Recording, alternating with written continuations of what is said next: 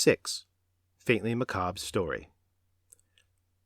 Once upon a time, this land was a barren and frightening wilderness, whose high rocky mountains sheltered the evil winds and whose barren valleys offered hospitality to no man.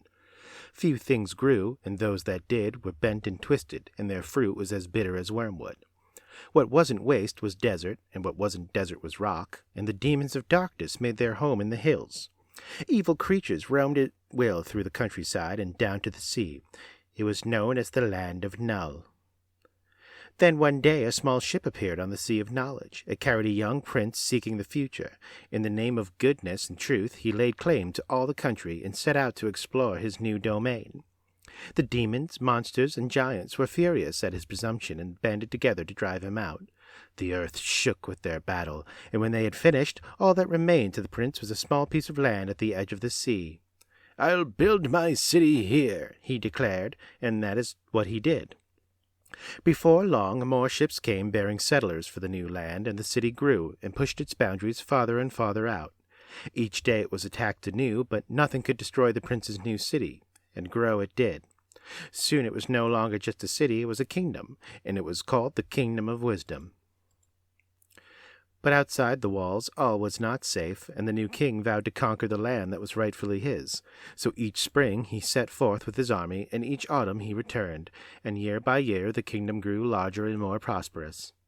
He took to himself a wife, and before long had 2 fine young sons to whom he taught everything he knew, so that one day they might rule wisely. When the boys grew to young manhood, the king called them to him and said, "I am becoming an old man and can no longer go forth to battle. You must take my place and found new cities in the wilderness, for the kingdom of wisdom must grow." And so they did. One went south to the foothills of confusion and built Dictionopolis, the city of words. One went north to the mountains of ignorance and built Digitopolis, the city of numbers. Both cities flourished mightily, and the demons were driven back still further. Soon other cities and towns were founded in the new lands, and at last only the farthest reaches of the wilderness remained to these terrible creatures.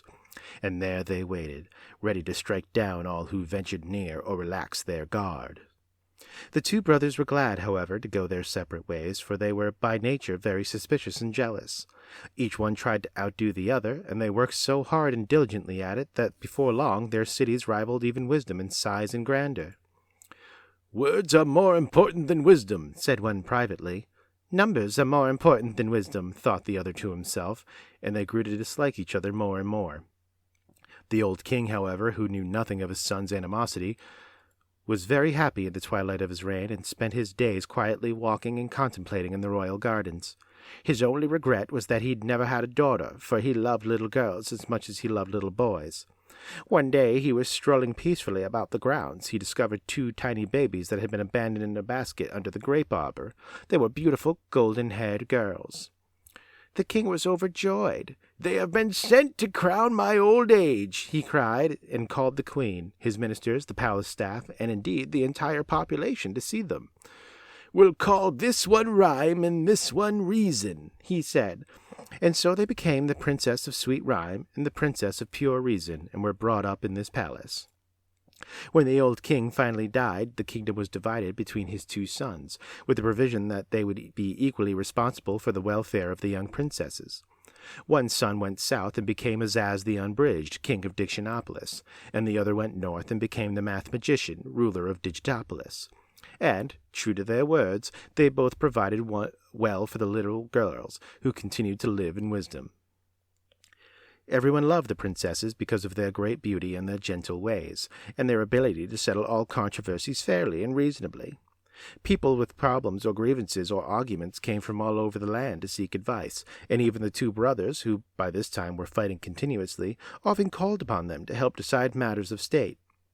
It was said by everyone that rhyme and reason answer all problems.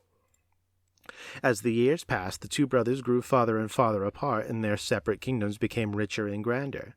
Their disputes, however, became more and more difficult to reconcile, but always, with patience and love, the princesses set things right. Then one day they had the most terrible quarrel of all. King Azaz insisted that words were far more significant than numbers, and hence his kingdom was truly the greater. And the math magician claimed that numbers were much more important than words, and hence his kingdom was supreme.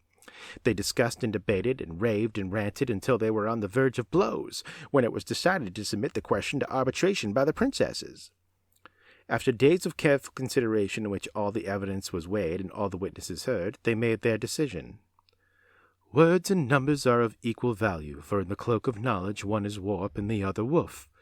It is not more important to count the sands than it is to name the stars. Therefore let both kingdoms live in peace. Everyone was pleased with the verdict, everyone, that is, but the brothers, who were beside themselves with anger. What good are these girls if they cannot settle an argument in someone's favor? They growled. Since both were more interested in their own advantage than in the truth, we'll banish them from the kingdom forever. And so they were taken from the palace and sent far away to the castle in the air, and they have not been seen since. That is why today in all this land there is neither rhyme nor reason. And what happened to the two rulers? Asked Milo. Banishing the two princesses was the last thing they ever agreed upon, and they soon fell to warring with each other. Despite this, their own kingdoms have continued to prosper, but the old city of wisdom has fallen into great disrepair, and there is no one to set things right. So you see, until the princess return, I shall have to stay here. Maybe we can rescue them, said Milo, as he saw how sad the witch looked. That would be difficult, she replied. The castle in the air is far from here, and the one stairway which leads to it is guarded by fierce and black-hearted demons. Tok growled ominously, for he hated even the thought of demons. I'm afraid there's not much a little boy and a dog can do, she said. But never you mind, it's not so bad. I've grown great used to it here, but you must be going, or else you'll waste the whole day. Oh, we're here for 6 million years, sighed Milo, and I don't see any way to escape. Nonsense, scolded the witch. You mustn't take Officer Shrift so seriously. He loves to put people in prison, but he doesn't care about keeping them there. Now just press that button in the wall and be on your way. Milo pressed the button, and a door swung open, letting in a shaft of brilliant sunlight. Goodbye. Come again, shouted the witch as they stepped outside and the door slammed shut.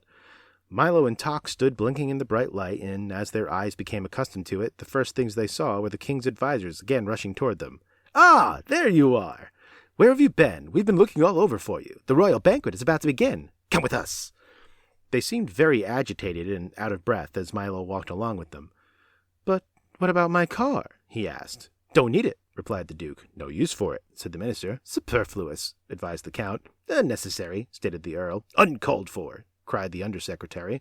We'll take our vehicle. Conveyance, rig, charbonk, chariot, buggy, coach, brougham, Chandrijan. They repeated quickly in order, and pointed to a small wooden wagon. Oh dear, all those words again, thought Milo as he climbed into the wagon with Tok and the cabinet members. How are you going to make it move? It doesn't have a... Be very quiet, advised the Duke, for it goes without saying. And sure enough, as soon as they were all quite still, it began to move quickly through the streets, and in a very short time they arrived at the royal palace.